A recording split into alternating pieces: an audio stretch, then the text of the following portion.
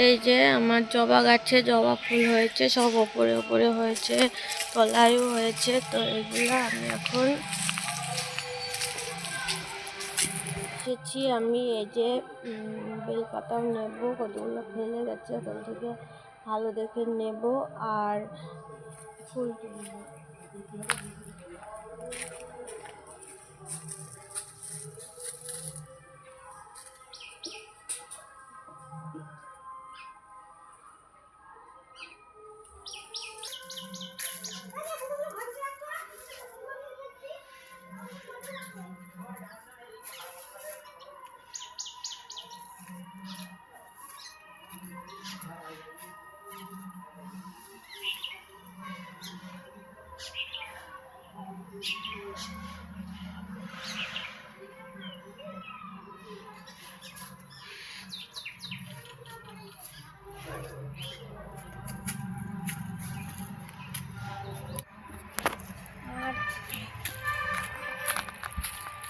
থেকে সাদা ফুল আজকে একটাই ফুটেছে।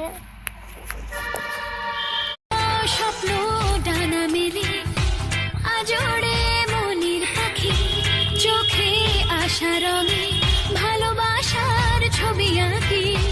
কালকে ছিল জীবন বৃষ্টি ভেজা।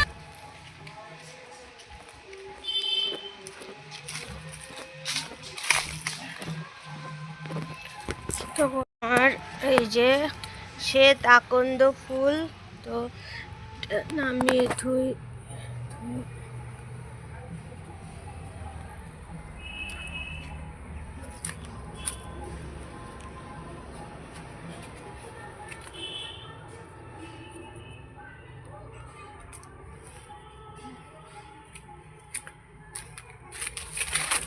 এখানে রয়েছে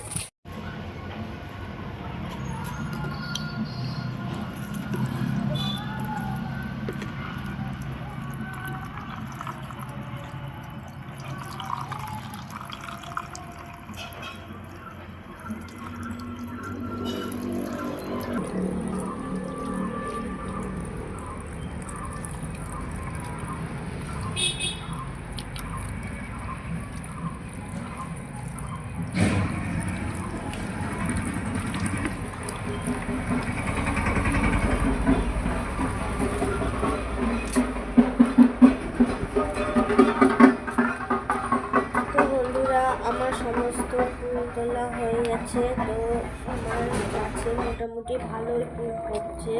তো আমার তো খুব ভালো লাগে গাছ ভর্তি ফুল দেখলে। আর মাটিতে লাগিয়েছে এই কারণে যে মাটিতে গাছটা অনেকটা বড় হবে, অনেক ফুল দেবে। আর টবে লাগালে ছাদে খুব একটা আমি যাই না, ওই বাড়ি থাকতে তাও যেতাম, এই বাড়ি একেবারে যাওয়া হয় না। না গেলে আমি না গেলে কোনো কিছুর যত্ন হবে না। আপনাদের দাদাভাই সারাদিন ছাদে বসে থাকলেও ও কিছুর যত্ন করবে না। তো যাই হোক, আগে ফুলটা তুলে নিয়ে আসলাম, নিয়ে এসে এখন আমি পুজোর বাসনটা মেজে ধুয়ে পরিষ্কার করে শুকাতে দেবো। তা ওই যে আর বেলপাতাগুলো খুবই কষ্ট করে পাড়া হয়। সব বেলপাতা না নিখুঁত হয় না, কিন্তু কিছু করার নেই।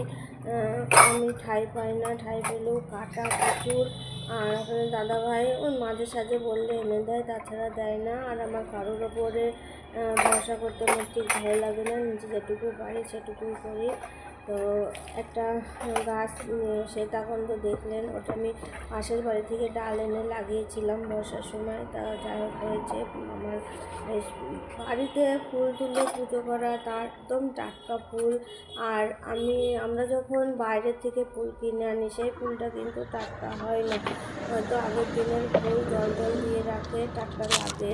কিন্তু আরও আছে যে দুদিনের ফুলও বিক্রি হয়, তো সেখানে দামটাও। বন্ধুরা গিয়েছিলাম এই যে টমেটো তুলতে, তো টমেটোর একটা রেসিপি বানানো, তো সেই জন্যে কাঁচা টমেটো দিয়ে মাছ ভাজছি। ছোটো মাছ দিয়ে কাঁচা টমেটো দিয়ে আর আলু দিয়ে একটা তরকারি করবো, তো সেটাই করবো আশা করছি। হয়ে গেছে কমপ্লিট, এবার নামিয়ে নেব।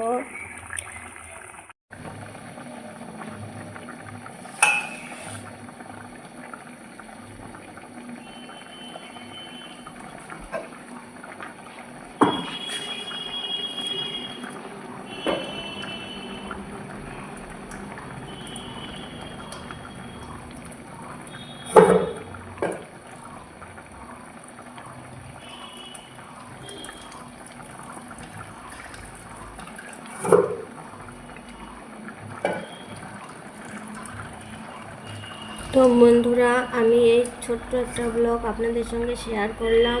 বড় ব্লগ বানাই, দেখুন ব্লগ বানানো শ্যুট করা অনেক টাইম লাগে, তারপরে ভিউজ না আসলে ভালো লাগে না, সেই